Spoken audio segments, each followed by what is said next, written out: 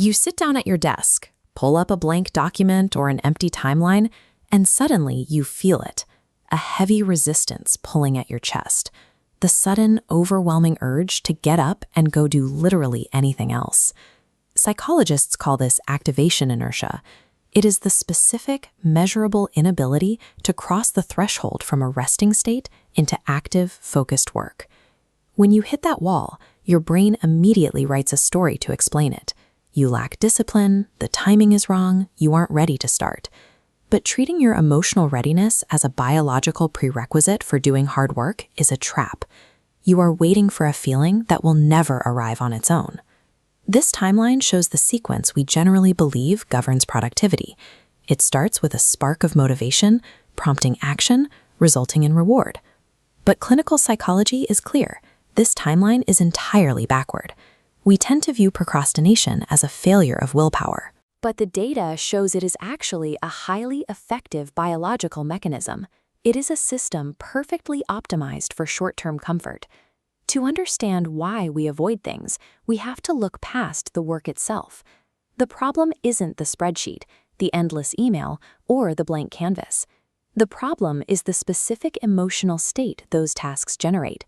Researchers Fuchsia Soroy and Timothy Peichel identified this as the momentary mood repair model. When you anticipate starting a difficult project, you experience acute negative emotions: anxiety, boredom, frustration, or self-doubt. This flowchart tracks exactly what happens. You start with task anticipation, triggering a sharp spike in negative emotion. Walking away eliminates those feelings, acting as an emotional regulator. The brain chemically reinforces this behavior, strengthening a loop guaranteeing heavier resistance next time. The procrastinator is successfully managing their emotional state in the moment. The toll is simply delayed until the task returns, carrying the added weight of urgency. Why does the thought of doing the work cause so much more distress than actually sitting down and doing it? Psychologists Tim Wilson and Dan Gilbert study how we predict our future emotions, a concept known as affective forecasting. They found a major glitch in our predictive models. This chart visualizes our predictive error. Humans systematically overestimate the volume and duration of discomfort a task will cause. We expect agony, when reality is a fraction of that height. Once you begin working, actual discomfort plummets within the first few minutes. The paralyzing dread keeping you from starting exists almost entirely in your imagination. It rarely survives contact with the actual execution of the task. Clinical psychology uses a treatment known as behavioral activation, and it proves that the desire to work only arrives after you have started working. Action precedes motivation.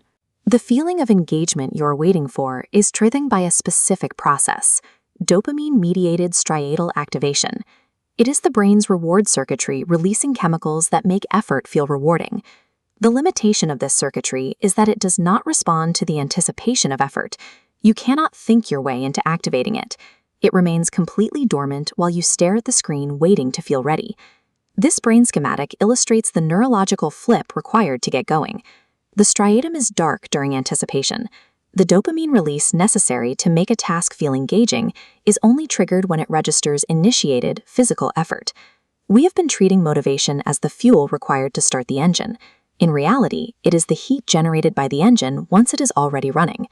When you sit down to work and your brain whispers, "I don't feel like it," you can recognize that physical feeling for what it actually is. It is not a warning sign that you are on the wrong path, and it is not a personal failing.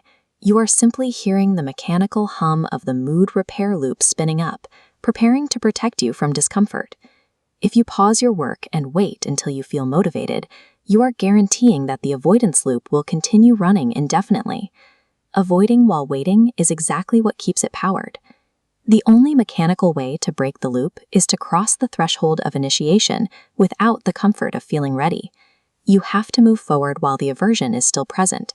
You don't need to fix how you feel before you start. Starting is the tool you use to fix how you feel.